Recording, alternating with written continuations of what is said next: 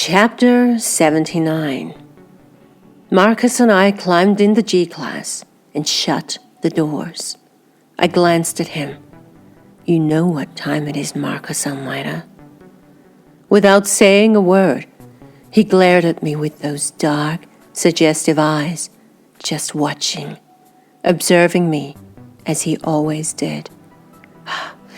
The suspense was killing me. My lady, he whispered, taking my hand and delicately pressed his lips onto it. Not being able to withstand the suspense any longer, I leaned across to him, only for those hands of his to quickly grip the sides of my face, thrusting that passionate tongue deep inside my mouth, shattering my world all over again. The tears immediately streamed down from my face. He pulled away slightly, his breath hot on my face. My lady loves me much, he smiled, wiping away my tears. One must be thinking that I'm a crybaby, but in all truth, I've never cried so much in my life since being with Marcos. This man had ripped my heart open and poured life into me. Because prior to him entering my life, I couldn't even tell you the last time I cried. The man made me feel alive. It's what you do to me, I whispered. He again kissed me, slowly, deeply, purposefully. Our mouths wielded together, letting our tongues reach impossible depths. We took a breath. I've missed you, I moaned, tucking a lock of his silky dark hair behind his ear. I've missed you, he said, meshing his hand in mine as I started the ignition and pulled out of Isla Street. We quickly turned onto Sunset Boulevard and zoomed down toward the PCH, his security detail right up the ass of my car. So, how was Alaska? I asked, sitting at the traffic lights, feeling his warm fingers stroke the palm of my hand. Cold, Marcus answered, and lonely. I glanced at his gorgeous face as the lights turned green. You didn't have to fly into LA, did you? I smirked, putting my foot on the gas. Of course not, he looked at me, but I wanted you to take me the rest of my way home. I felt my face get eaten by my crazy smile. Could this man get any more perfect? I peered in the rear-view mirror, seeing that Lincoln with two square jaws in the front seat. Do we, need to drop your friends off anywhere? I asked, flicking my head toward the back of the car. Marcus glanced at the door mirror. They'll tag along until we get to Montecito. We eventually got onto the PCH and I hit the gas, opening up those exhaust pipes and trying my best to lose those beef heads behind us. It didn't work, and Marcos loved it. Bone de Haro, he muttered, gazing out over the blue ocean as we flew past El Matador State Beach. More like Bonnie and Clyde. I laughed. You love my driving? I love your driving. He smiled. We shared a serene silence. Eventually he turned to me. So, what are you doing for spring break? Nothing, I answered. Nothing except waiting for you to come back from New York.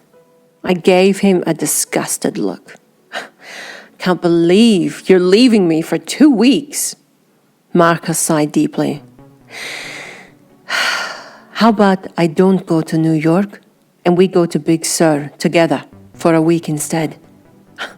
I glared at him excitedly. I wanted to believe him. You won't go to New York? I don't really need to go. Big Sur? My eyes widened. Marcus nodded, seeing the excitement melt over my face.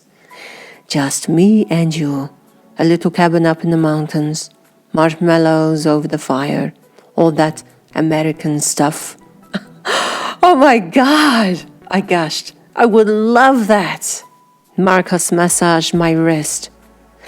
So, that's what we'll do then, he grinned at me. I thought for a minute, watching the winding road ahead. And April? She's going to Hawaii. Marcus shrugged. And besides, she still thinks I'm going to New York. I bit my bottom lip. Big Sur? With Marcus for a whole week alone? It was a dream. I'm so excited, I cried, leaning over to kiss him. I'll be more excited when you stay on the road. He nodded, peering through the windscreen, watching my tires cross over the double yellow lines. With the warm, lazy sun setting on our backs, we rolled onto Olive Mill Road exit, and true to word, we watched Marcus's ever-loyal security detail continue to power along the 101 North, finally leaving us alone. Drop me off at the gates and take a cruise around the block for 10 minutes, he said, glancing at his phone as the car burned up the side of the mountain. Okay. Parting with a kiss, I dropped him off beside the security box with Todd. Taking him by surprise, young Todd quickly stood to his feet, his bashful, lanky frame towering over Marcus, and Marcus was already 6 feet tall. I smiled in the rearview mirror, watching Todd shake Marcus's hand as he opened the gates for him, allowing him to walk up the drive. I took a cruise back down the mountain, bought myself a juice at Coast Village, and then drove back home, squeezing my car beside Marcus's Bentley, where it belonged. And for the whole week, that's how it was. The four of us, Marcus, April, Henry, and I, eating dinner together every night like one big happy family, followed by Marcus surreptitiously slipping into my quarters every night. We bathed together and we laid with each other, his soft voice, the stroke of his touch, the taste of his tongue, serenading me from one dream and into the next. No one made love to me like Marcus did, and no one put me to sleep like Marcus did. You're my solace, he told me one night, lying within each other's arms, gazing out over the dark ocean. I've never felt more relaxed in my life than what I do when I'm with you. Yes, I was living the dream, and there was no room for anyone else, especially April. Chapter 80. 7:45, Friday morning. It was the last day of school before spring break, and oddly, Marcus was still in my bed.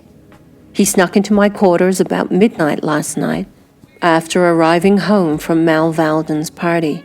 Yes, the one Mal had invited me to also. And after the last nightmare with April, I sure as hell wasn't going. I glanced down at his peaceful sleeping face and smiled. You really don't care if April catches you in here, do you? Marcus was getting more and more relaxed about being with me.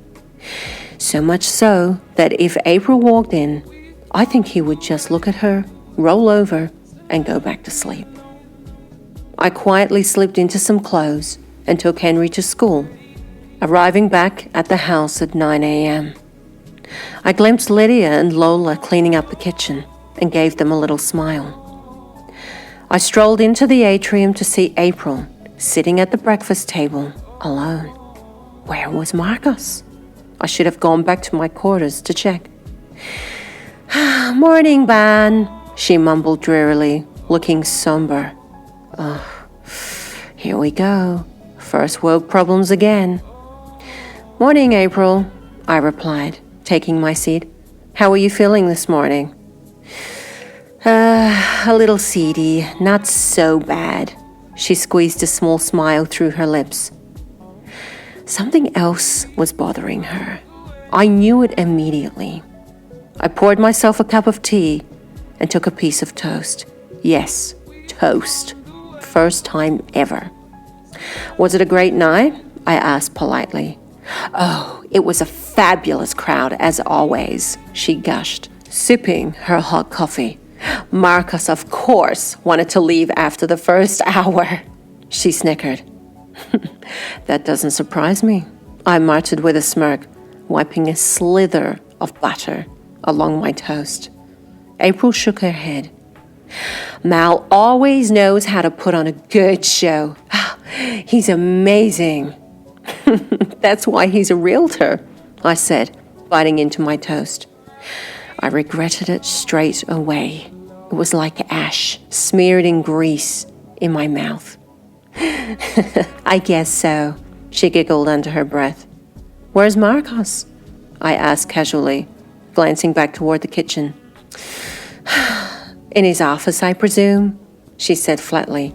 Who knows these days? Oh no, bitch was sniffing again. I glared at her. Why do you say that? She sighed deeply.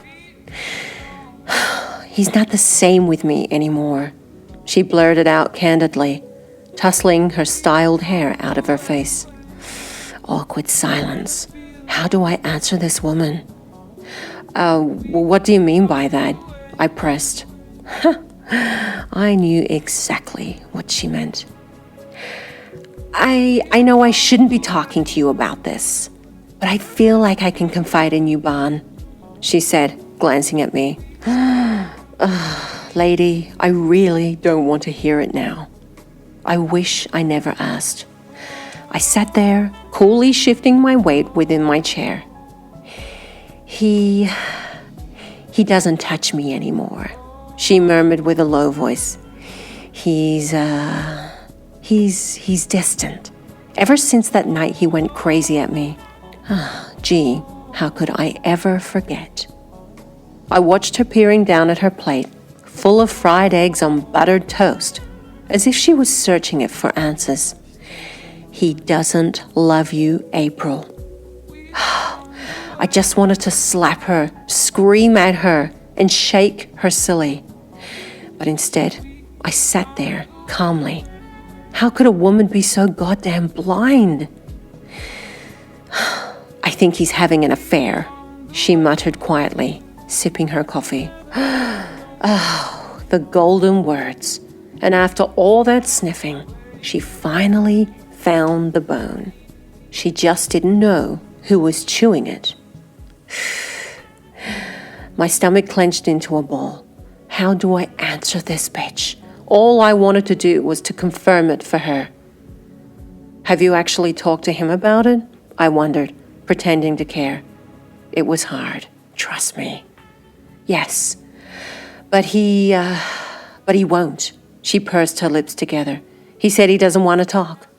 Says there's nothing wrong. I mean, we've always had a rocky relationship, but I know something's going on. She paused, gazing at me. I feel it. Well, those instincts haven't let you down, lady. Suddenly, Marcus breezed through the atrium. Finally, lifesaver. Morning, ladies. He was all smiles, appearing fresh and cleanly shaven. God, he smelled gorgeous. Good morning, Marcos, I said, taking some diced peaches. I was done with the toast already. Morning, honey, April smiled. She diverted her attention back to me and put that happy face on. So, anyway, Bon, I'll be leaving for Hawaii in the morning with Henry. Great, please don't come back. Okay, I nodded, feeling my warm tea hit my churning stomach. I'll organize everything today for you then. I'm taking the Gulfstream, so just confirm with Daniel we're on schedule. That's the jet. April wouldn't dare settle for anything less than private. Sure. Do you need me to take you? No, thank you. Marcus will take me. I glanced at Marcus, and he nodded. Well, just email me if there's anything you need while you're over there. As if I'll read your emails anyway. Oh, no doubt there'll be something I need. She raised her eyebrows. Well, bitch, let's hope it's all in Big Sur. I excused myself from the table and set about devoting my entire day's work to getting April's ass ready for Hawaii. People like her are incapable of organizing something like this entirely on their own. That's what serious money does to people. But it was my job, and I wanted everything to be done perfectly and then some. Because the more I did today, the less I would have to deal with her when she was over there. Well, that's what I hoped for anyway. And besides, come dinner time, I was officially off duty. Off with Marcos, off to Big Sur for a whole week. I found myself smiling like a complete retard anytime I thought about it. Funnily, the day went super quick, and before I knew it, it was that time of night again, where Marcos was creeping through my quarters via Bonnet's honeypot, as he did most nights now. I come to learn that one of those metallic doors in that underground corridor was connected directly to his office, and so when he was done up there, he would actually casually walk under the slope of the mountain and into my quarters through the revolving bookcase. It was the perfect decoy and totally James Bond kind of shit. As the dim light of my bedroom curved its dark shadows around his muscular naked body, he silently watched me as I watched him. What a living work of art. "How was your day, my lady?" he murmured, slipping into the bed next to my naked body. Busy puppy," I said, running my fingers through his silky hair as the bulk of his body squeezed itself in between my thighs. "I'm happy it's over." He rubbed his arm over my heavy bare breasts. "You're ready for a big adventure?" he asked with a cheeky smirk. I glanced into those dark glassy eyes, less than an inch away from my face. "I'm ready for any adventures with you," I murmured happily. "I'm so excited." "I can't wait to get away with you." He kissed me gently. "No sneaking around, no hiding, no pretend bullshit. Just me and you." I pulled him closer to me, feeling his swollen groin precariously slip inside of me. I gasped as his warm rod of fatted flesh filled my moist, tepid walls. I could feel the pulse of its thick veins throbbing through my entire body. I knew this man seriously loved me. Chapter 81. I woke up to an empty bed the next morning. My tired eyes peered out into the hazy sunrise over the gray ocean. I rolled over and rubbed the remnants of Marcos's scent left on the bedsheets with my hand. He must have left already. I grabbed my phone from the bedside table. 9 a.m. Holy hell! I stumbled out of bed and glanced down at the array of Almeida cars around the cul-de-sac. The black Range Rover was missing. I got dressed and pulled out a duffel bag from my closet and began stuffing it with Big Sur type of clothing. Long thick socks and boots, sweaters and flannel shirts, jeans and tanks. I knew I'd fit right in with the local folk. My gold iPhone buzzed on my bed. I ran over to it. "Wakey, wakey, sunshine." I smiled, fumbling as I typed Marcos a message. "Your sunshine is awake. Can I pack your bag for you?" 10 minutes later, the phone buzzed again. "Sure." After I was packed, I walked into that big empty house, helping myself into Marcos's monster closet, and began packing a bag for him. An hour later, both of our bags were packed and sitting beside the front door. Yes, one bag each. That's it. A far cry from April's trunk load of luggage. I got to work cooking up a morning feast of bacon, eggs, sausages, and toast. And no, I certainly wasn't eating it. I cooked it up, hoping that Marcos would. 20 minutes later, I heard that black Range roll up the drive. I listened to the front door close and eyeballed him walking into the atrium. My big sir lady, he grinned, his eyes beaming with approval.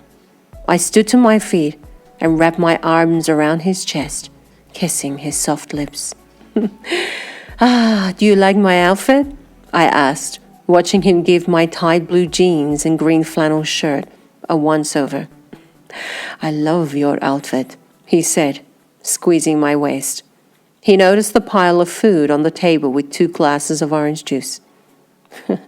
Did you do this? He turned to me. Yes. I grinned cheekily. I could feel his heart swelling through his shirt. My lady, he pressed his lips firmly onto mine. You've outdone yourself again. You're a growing man, and we have a long drive. We do, he smirked, pulling me onto his lap. And I'm driving today.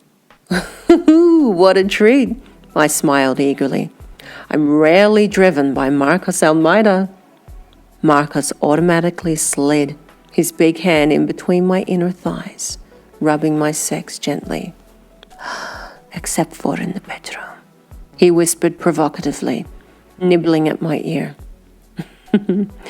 Chuckling to myself, I picked up a fork with sausage on it and thrust it into his mouth. Chapter 82. By noon, we were ready to hit the road bound for Big Sur. We piled into the Range Rover with our bags and quickly left the house. I loved seeing Marcus behind the wheel. He looked so powerful, so manly, clad in his jeans, a flannel shirt, and some black aviator Ray-Bans. And I loved nothing more than to just sit back and watch him. I love how you drive, I muttered, glaring at him like a psycho. He glanced at me and took my hand, putting it in his lap.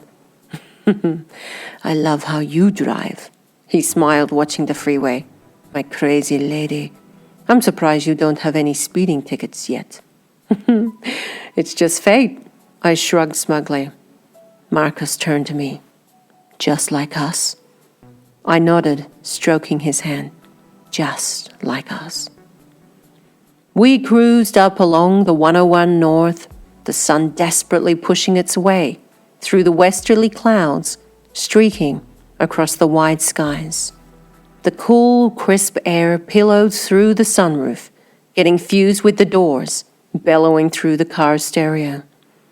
Marcus and I, meanwhile, were like 2 crazy in-love teenagers going on a wild escapade.